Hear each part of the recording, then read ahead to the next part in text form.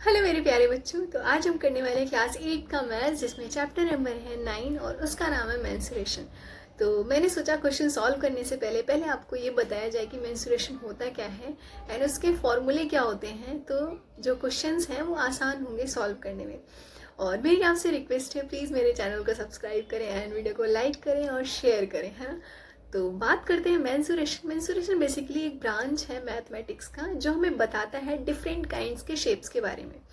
और ये जो शेप्स होते हैं वो टू टाइप्स के होते हैं, जैसे 2D shapes and 3D shapes. तो अगर हम बात करें 2D शेप्स, तो 2D शेप्स में बेसिकली आपको लेंथ एंड ब्रेड्थ गिवन होता है, जिसमें हाइट गिवन नहीं होता, और जिसमें हमें area and perimeter find out करना होता है। एग्जांपल ले लो, स्क्वायर, रेक्टेंगल, ट्रायंगल और ट्रायंगल के जितने भी टाइप्स हैं वो।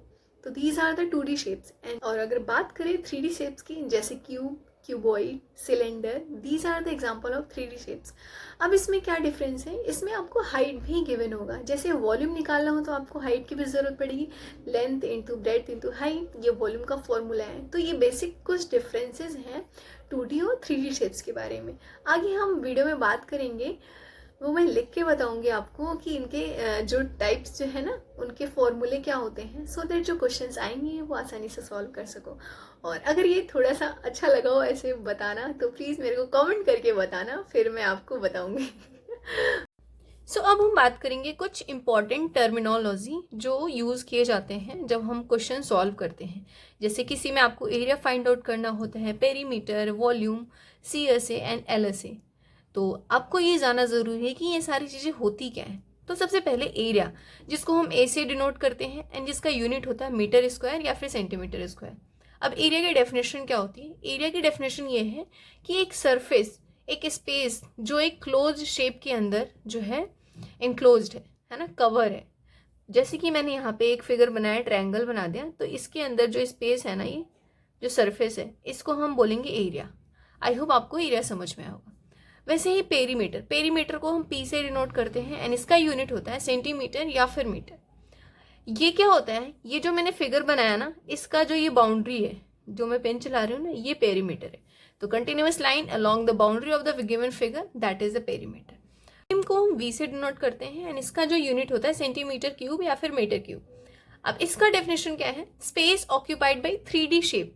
कोई 3D शेप है, जैसे क्यूब एंड क्यूबॉइड है, उसके अंदर जो स्पेस है उसको हम वॉल्यूम बोलते हैं ना। उसको अगर हमें बताना है तो ये वॉल्यूम के थ्रू हम निकाल सकते हैं। CSA, इसको हम मीटर स्क्वायर या फिर सेंटीमीटर स्क्वायर के फॉर्म में इसका यूनिट लिखते हैं एंड इसका फुल फॉर्म होता है कर्व्ड सरफेस एरिया। ठीक है, इसका डेफिनेशन क्या है? If there is curved surface then total area is CSA। जैसे स्फेयर, एक स्फेयर है, अब यहाँ पे स्पेस नहीं है, स्फेयर के अंदर जैसे कर्व सरफेस रहता है ना, सर्कल बना दिया ये, है ना, तो ये जो है कर्व सरफेस हो गया एक तरीके से। तो ये हो जाएगा हमें CSA, हम इसको समझ मतलब कि हम बोलेंगे CSA, हमें इसका CSA फाइंड आउट करना है, curve surface area find out करना है। आगे हम इनके फॉर्मूले भी देखेंगे, तो अभी के लिए बस आप इसको टर्म्स के फॉर्म में समझो कि होता क्या है। अब आता है LSA, जिसको हम लैटरल सरफेस एरिया बोलते हैं। इसका डेफिनेशन क्या है? Total area of all the lateral surface that surrounds given figure. जो फिगर है उसके अंदर का टोटल एरिया जो है उसको हम LSA बोलते हैं। Metre square and centimetre square के फॉर्म में इसको हम इसका यूनिट होता है। आता है अब TSA, टोटल सरफेस एरिया। अब the sum of all the curved and lateral surface, इन दोनों को मिला के जो एरिया आता है, सरफेस एरिया, उसको हम टोटल सरफेस एरिया बोलते हैं। राइट, अब इनके बिहाफ पे जो क्वेश्चंस आएंगे उससे आपके डाउट्स जो है और अच्छे से क्लियर होंगे। अभी के लिए बस आप इतना ये टर्मिनोलॉजी को ध्यान रखो। आगे हम करेंगे कुछ 2D शेप्स के बारे में एंड कुछ 3D शेप्स। 2D शेप्स जैसे स्क्वायर, स्क्वायर का area A square and perimeter 4A।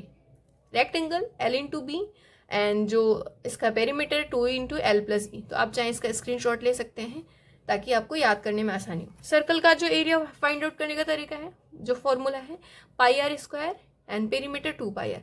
पाई की वैल्यू होती है 22/7। स्केलन ट्रायंगल है, स्केलन ट्रायंगल का क्या होता है? स्केलन जिसमें तीनों ही साइड डिफरेंट डिफरेंट होती हैं। तो बस रूट S एंड ब्रैकेट में S minus A, S minus B, S minus C and जो पेरीमीटर होता है A plus B plus C। Isosceles, isosceles जिसकी 2 साइड्स इक्वल होती हैं, तो उसका area half into b into h, and जो पेरीमीटर है 2a प्लस बी, है ना, 2a plus b is perimeter of isosceles. अब आता है इक्विलेटरल, जिसमें तीनों साइड्स इक्वल होते हैं, तो उसका एरिया फाइंड आउट करने का formula √3/4 into a square and perimeter 3a। Right angle जो है उसका फॉर्मूला क्या है, एरिया का half into b into h, और जो पेरीमीटर है b प्लस एच। रोम्बस जो half into d into d, d1 into d2। Rhombus का एरिया, जो रोम्बस का एरिया का फॉर्मूला होता है half into d1 into d2। अब जो पेरीमीटर आ जाएगा 4 इंटू साइड।